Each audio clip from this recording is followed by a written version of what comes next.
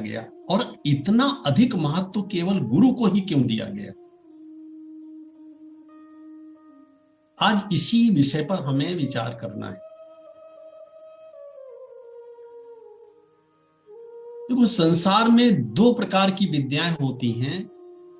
एक विद्या वो होती है जो मोक्ष देने वाली होती है, एक ज्ञान वो होता है जो मोक्ष देने वाला होता है, और दूसरी विद्या वह होती है जो भोग देने वाली होती है।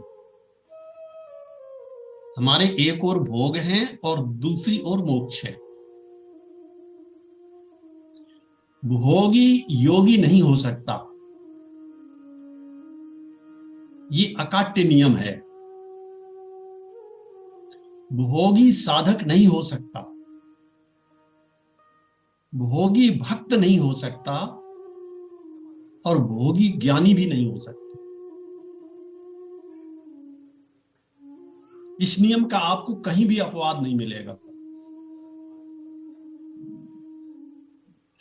एक विद्या तो वह है जो हमें भोग देती है, और दूसरी विद्या वह है जो हमें मोक्ष देती है।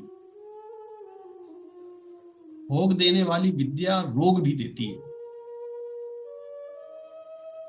क्योंकि जहां मनुष्य को भोग मिलता है वहीं से रोग भी मिलता है।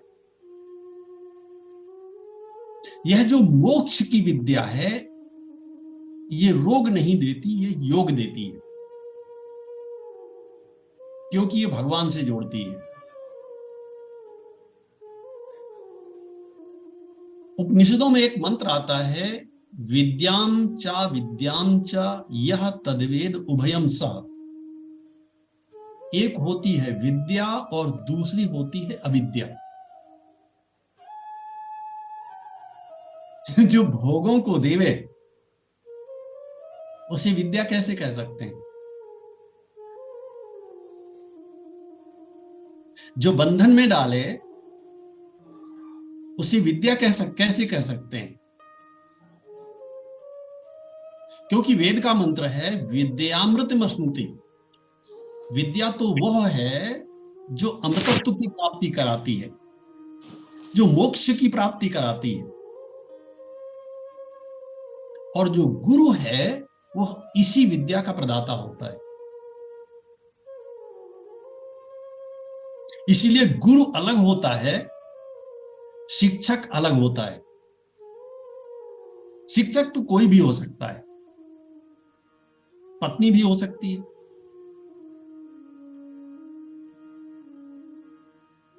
गुरु केवल और केवल वह होता है जो मोक्ष की बात करे,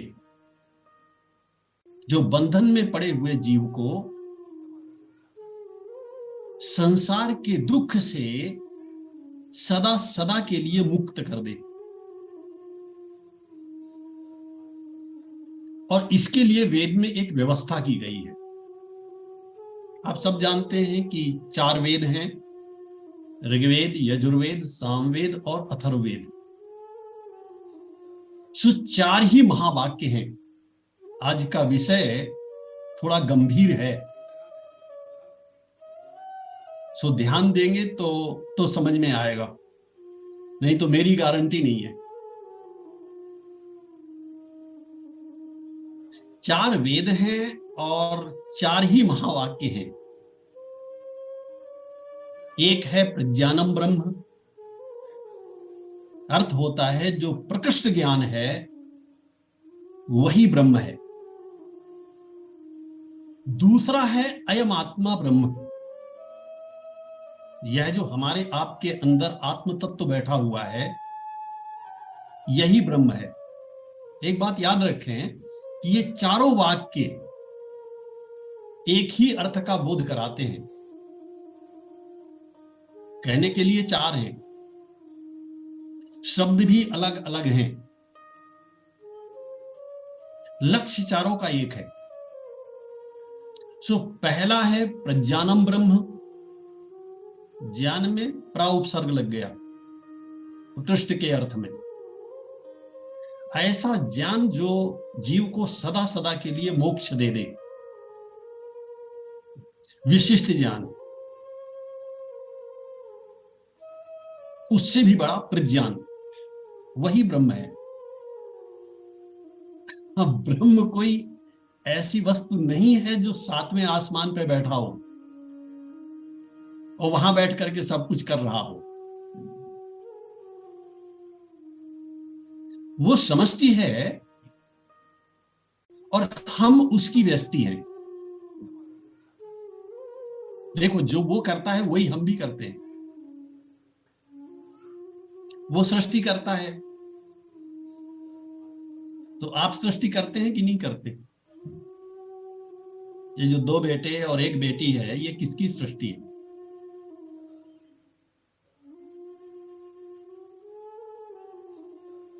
वह पालन करता है तो आप भी तो पालन करते हो।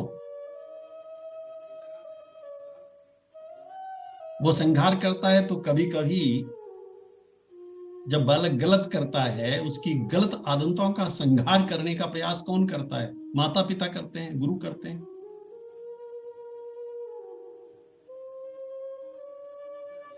अयम आत्मा ब्रह्म, इसीलिए कहा गया कि यह जो आत्म तत्व है यह भी साक्षात ब्रह्म है। और भगवान शंकराचार्य ने तो ये कहा कि जो करोड़ों ग्रंथों में लिखा है उसे मैं आधे श्लोक में बता देता हूं। श्लोकार्धेन प्रवक्ष्यामि यदुक्तम ग्रंथ कोटि भी। जो करोड़ों ग्रंथों में लिखा हुआ है उसे मैं आधे श्लोक में बता देता हूं, और वह सत्य यह है कि ब्रह्म सत्यम जगन मिथ्या। हम लोग बुद्धि के द्वारा उस सत्य का साक्षात्कार कर सकते हैं और यही करने के लिए यहां बैठे हैं। अनुभूति के द्वारा उसका साक्षात्कार बाद में होगा, जब गुरु कृपा होगी या भगवत कृपा होगी। लेकिन बौद्धिक साक्षात्कार कभी भी किया जा सकता है। ब्रह्म सत्यम जगन मिथ्या, ब्रह्म सत्य है और संसार मिथ्या है। संसार उसी तरह से मिथ्या है जैसे स्वप्न मिथ्या होता है। स्वप्न में जो भी दिखाई देता है कुछ भी सच नहीं होता, लेकिन स्वप्न देखने वाला सच होता है कि नहीं होता? क्या आप उसका निषेध कर सकते हैं? अगर 1000 लोग खड़े होकर के आपसे कहें कि नहीं नहीं ये स्वप्न आपने नहीं देखा, तो आप मान लेंगे? आप कहोगे मैंने देखा है, तुम कहने वाले होते कौन हो? मुझे अभी भी स्मरण है मैंने क्या क्या देखा है। तो स्वप्न में दिखाई देने वाला तो नहीं होता, दृश्य तो नहीं होता, लेकिन दृष्टा तो होता है, स्वप्न को देखने वाला तो होता है। और यह स्वप्न आता कहां से है?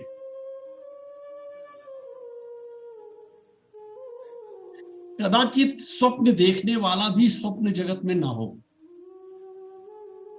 देखने वाला ना हो, तो स्वप्न दिखाई देगा?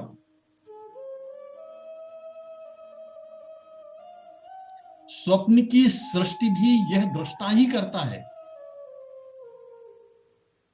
ये स्वप्न का जो संसार है, इसे कौन बनाता है? देखने वाला ही बनाता है। जैसे स्वप्न जगत की रचना स्वप्न देखने वाला करता है, उसी प्रकार से जागतिक जगत की रचना उस चेतन की जो समष्टि है वो करती है। जीव व्यष्टि है, ब्रह्म समष्टि है। जैसे समुद्र का जल एक लोटे में लेकर के अगर अलग कर दिया जाए समुद्र से, तो वो एक लोटे का जो जल है वो व्यष्टि है और समुद्र समष्टि है। जो गुण समुद्र के जल में हैं, वे सारे के सारे गुण उस लोटे के जल में हैं, लेकिन सामर्थ्य में अंतर है। समुद्र चाहे तो प्रलय ला सकता है, लोटे के जल में वो सामर्थ्य नहीं है। समुद्र का जल असीम है, लोटे का जल सीमित है। समुद्र का ही है लेकिन सीमित है। जैसे ब्रह्म बाहर के जगत की रचना करता है, जीव स्वप्न जगत की रचना करता है। ब्रह्म का ही तो अंश है, तो सबके सब गुण तो उसमें ब्रह्म के ही हैं। इसलिए भगवान शंकराचार्य कहते हैं ब्रह्म सत्यम जगन मिथ्या, और आगे भी कहते हैं जीवो ब्रह्मैव, जीव ही ब्रह्म है। यहां एव शब्द का प्रयोग किया है। जीव ब्रह्म एव, जीव ब्रह्म ही है। ब्रह्म को छोड़ करके और कुछ भी। जैसे समुद्र का जल लोटे के अंदर आ गया, तो लोटे के अंदर आने के बाद भी वो किसका है?